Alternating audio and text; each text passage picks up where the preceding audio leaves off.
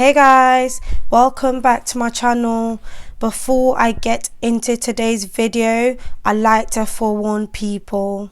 When you start renewing your mind, when you start going through deliverance, when you start pursuing God, you cannot go back.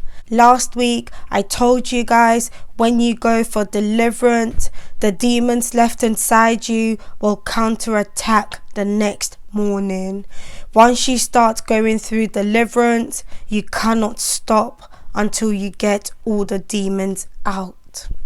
If you stop in the middle without getting all the demons out, they will retaliate. They will kill you.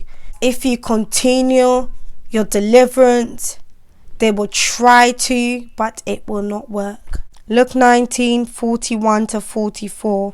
But as Jesus came closer to Jerusalem and saw the city ahead, he began to weep. How I wish today that you of all people would understand the way to peace. But now it is too late, and peace is hidden from your eyes. Before long, your enemies will build ramparts against your walls and encircle you and close in on you from every side. They will crush you into the ground and your children with you. Your enemies will not leave a single stone in place because you did not recognize it when God visited you. This is the final part of last week's video. One of the different times a person gets attacked. Okay, let's get into today's video. Today we're talking about some of the benefits of speaking in tongues. The Greek word for tongue is glossa. Isaiah 28:11-12. For with stammering lips and another tongue he will speak to this people, to whom he said, this is the rest with which you may cause the weary to rest, and this is the refreshing, yet they would not hear. You see people making fun of it. The devil hates it because tongues is a secret language he does not understand. This is one of the reasons he hates it so much and fights it greatly, and keeps most Christians from using it. When God gives you a gift and you do not use it, he will not give you another one. The devil and his demons understand English and every other language on this earth, but they do not understand tongues. When we speak in tongues, we are speaking mysteries. We're talking directly to God and no one else. Notice in verse 12, it says praying in tongues will bring rest and refreshing. Praying in tongues will increase your immune system and keep you in tune with the Holy Spirit, yet they will not hear. Praying in tongues will rectify negative thinking, anxiety and depression. Pray in tongues while cooking, while cleaning, while doing your daily routine, etc. You can pray in tongues in your mind and you can pray in tongues out loud.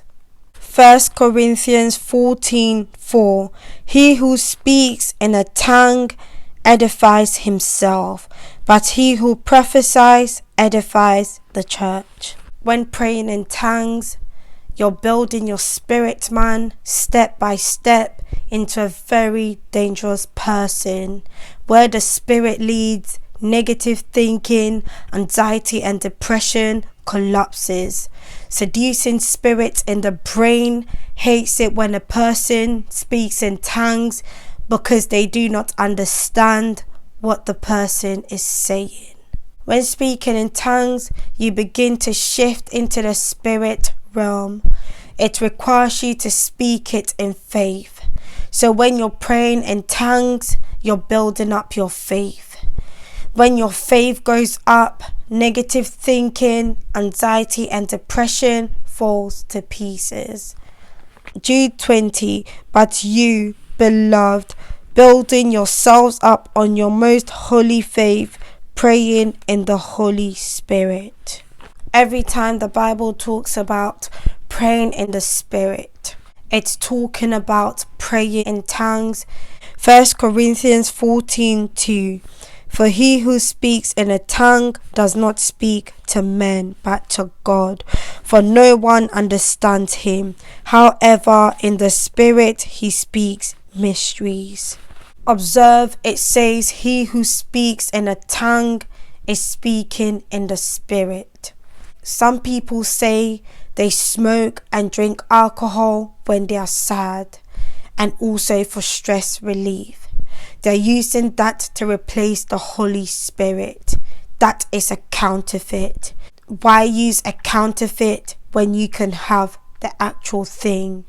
Using substances that adjust our minds and our bodies is off limits because it confuses our thoughts and weakens our inhibitions. Paul warns us not to get drunk on wine in Ephesians 5:18, but instead we should be filled with the Holy Spirit.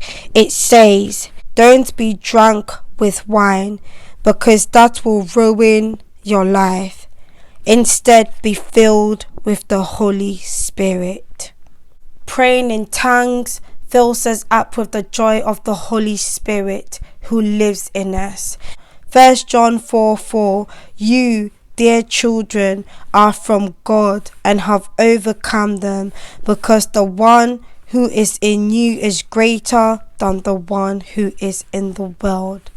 The more you speak in tongues, the more you experience the joy of the Holy Spirit, and you can certainly get drunk in it. Praying in tongues also helps us to pray for a long time. Romans 8:26. In the same way, the Spirit helps us in our weakness. We do not know what we ought to pray for, but the Spirit Himself intercedes for us through wordless groans. Praying in tongues enables us to pray for a long time. Many people struggle with praying for a long time. They pray for a short time and they are done. They don't know what to say. That is when praying in tongues comes in. The Holy Spirit enables us on how to pray and also helps us to pray in line with the word and will of God. Praying in tongues is a primary means of spiritual warfare. Ephesians 6:18. And pray in the Spirit on all occasions with all kinds of prayers and requests. With this in mind, be alert and always keep on praying for all the Lord's people. Paul directed the disciples to participate in praying in the Spirit and in glosa on all occasions with all kinds of prayers and requests. Demons don't like praying in tongues. Sometimes a person don't realize what the real spiritual battle in his or her life is. But using glosa during spiritual warfare, the Holy Spirit gives you utterance to counteract the works of the enemy, to oppose the works of darkness. If you're not already, make sure you subscribe, like, and of course share. And make sure you hit that bell button so you're notified every time I post a new video. God bless you. Bye.